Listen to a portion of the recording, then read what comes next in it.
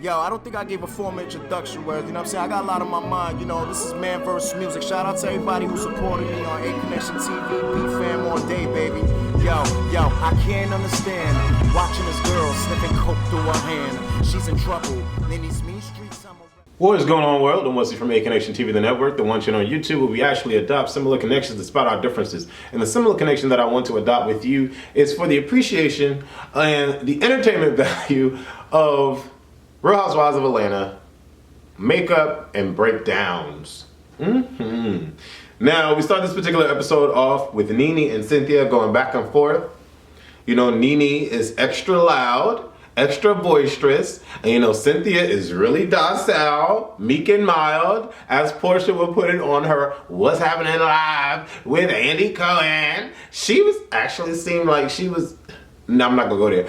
But shout out to Portia, because Portia looked gorgeous on that freaking show with Laverne from Orange is the New Black. But yeah, this scene, I just want to know what happened between them.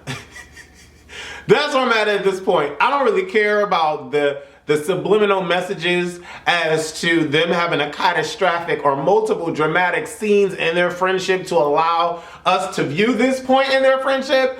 But at the end of the day, y'all just need to tell us what the hell happened, because if we're not gonna find out what actually happened, then I don't really care to see all of this. I just don't. Of course, they mention that things really got crazy because Cynthia started to listen to people, and how are you gonna let Nene call your husband a bitch, and how you gonna how you gonna let this happen? So they mentioned that part of it. But then when they have their little crying or whatever, and Nene, they hug, blah, blah, blah, woe is me.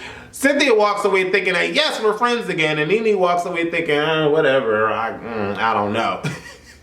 And then Cynthia speaks to Peter, and Greg speaks to Nene. But with Peter speaking to Cynthia, Peter announces that Nene was talking a lot of trash and causing a lot of issues between them. Peter felt and feels like he had to fight for Cynthia's attention and love with Nene and their friendship existing. And he was always second, is how he proclaims it to be. And he says, you know, Nene did a lot of foul stuff. I want to know what the foul stuff is. I want to know, why have we been friends for so long and now we're not anymore? That's what I want to know. And if the truth is not going to come out, I don't really care about this whole Nene versus Cynthia, and Cynthia wants to be friends. And Cynthia looked like she was a child at Toys R Us for the first time, and her parents said she can get any and everything that she wanted. She was like so overjoyed and happy. And Nene explaining the situation to Greg, Nene's like, I don't know, I have to watch my back with her, because once I lose my trust for you, I am done with you. Once I lose my trust for you, I am done. I just know. Fool me once, fool me twice, I won't be nice. I'm like, girl, close your lips. That's what it's like when Nene is in these post-confessionals, all I can think is close your lips. Not trying to be mean, but it's very distracting. Her teeth are beautiful, but her teeth. We get past that, and then we're dealing with Candy folding towels, and she gets a call from Todd via some app. I don't know if it was Skype or whatever, but she gets a call from Todd, and Todd is like, you know, I want you to come to New York. Now, Todd has been going back and forth from LA to New York for his production, or he's doing something. Todd is working, y'all. We should be excited and elated about that. And Candy expresses kind of like a very kind of emotion about going to New York. She's just like, whatever, I guess if that's what we have to do, because she doesn't want to speak to Sharon. She knows that Mama Joyce was so completely wrong in how she acted last season and the things that she said about Todd's father, who isn't alive, and Sharon, who now isn't alive. And so, you know, Todd thinks that Candy needs to speak to Sharon because Sharon has not visited Atlanta since they've gotten married, and she's still upset about all of that, and rightfully so. It only makes sense for her to still be upset about that, because you have to think, I think the fame of Real Housewives of Atlanta got to Joyce's head.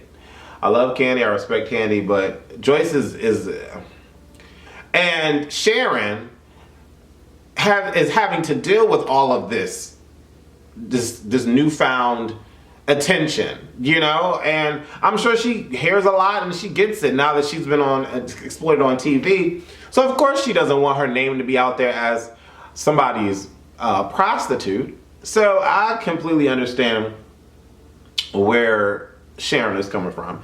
Derek J visits Phaedra, and he's being sued by one of his clients because his client states that he instructed his associates or his stylists or hair people, whatever, to take her weave and then replace her weave with a cheaper fake weave. And she wants to sue Derek J for that. So he goes to Phaedra. Phaedra's like, oh, so you're a hair burglar now? I don't really know. This case seems very small, but Phaedra decides to take it on because they're cool. Greg is a little sick, and you know, Nene is explaining the whole situation and how she feels about her hugging Cynthia. And like I said, she explains that, you know, fool me once, shame on me, fool me twice. So she's like, once I lose my trust with you, I'm done with you. Greg is like, I think y'all just need to get back together and make it work because it's obvious that y'all miss each other.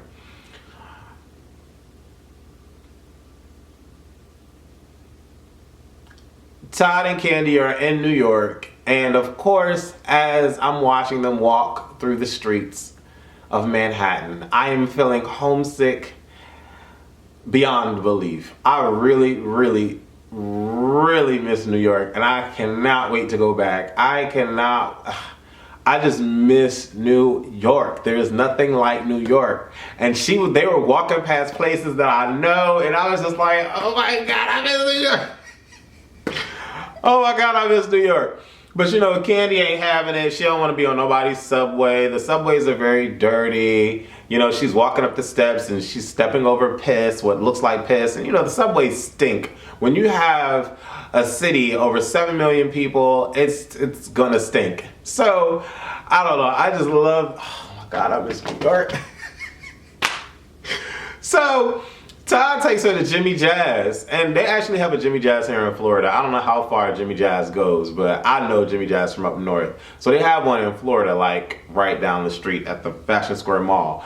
And I was like, oh, Jimmy Jazz. And so they go in there, and of course the clerk is more than happy and more than willing to assist Candy and Todd from Real Housewives of Atlanta. I know he got his life working that day, and whoever his friends are, I didn't hear the end of it. Don't y'all always wonder what the waiters and the clerks of these stores be thinking before, you know, they're approached by the show and all that? They get all excited and shit.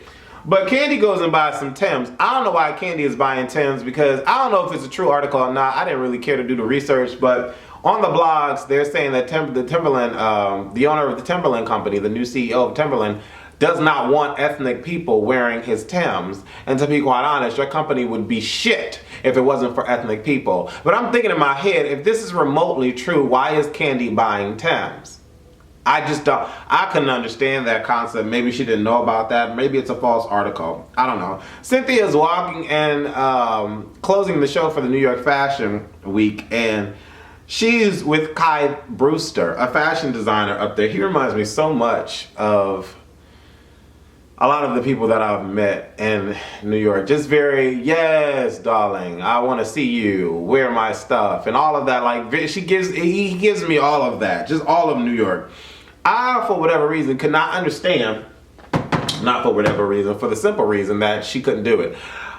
How is Cynthia going to have a Bailey agency, a modeling agency, where she apparently, or her instructors, is teaching these people how to walk down the runway and how to have poise and all of that, and she herself does not know how to walk? I cannot understand that for the life of me. She was very stiff. She was very slow. She didn't have the swag with it. Like, I mean, you don't have me show y'all how y'all supposed to walk on this motherfucker, because I can show y'all how the motherfucker walk on this motherfucker. You supposed to have style and grace.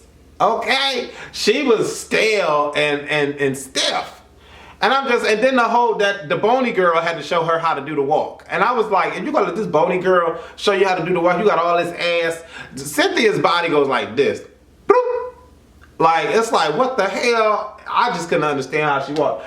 Then we get to Phaedra visiting Derek J's spot. She don't know how to use the telephone or the cell phone to record the video. I'm like, why is she recording it? I don't understand. Don't you have a cameraman behind you? Can't they be involved? Well, then they probably can't be involved. But I'm like, why? And then why she don't know how to use the phone? And this is just for fluff for the episode, because this didn't make no sense to me.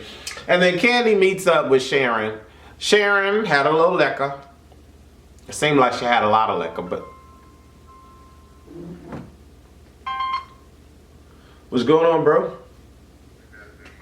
wanna go eat? Cause I haven't ate all day. Okay, yeah, we can do that. I've been at the deal with my car. I think my transmission was slipping. It was like my car is only worth like 3,000 at the most. The transmission was $400 per thousand. Damn. Hold on one second. Let me call you right back. Okay. All right.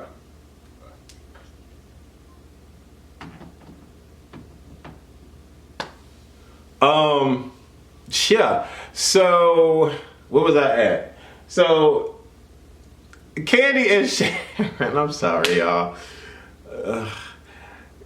Candy and Sharon meet up at the restaurant, and they order a lot of food. Sharon is getting licked up, and she's pissed. As soon as they sit down, they hug, hey, how my kids doing, blah, blah, sit down. Your mother talking mad shit about me, and I don't appreciate it. I'm like, Sharon know when her cue is. Sharon knows when to get on goddamn in cue. Okay, Sharon. All right, Sharon.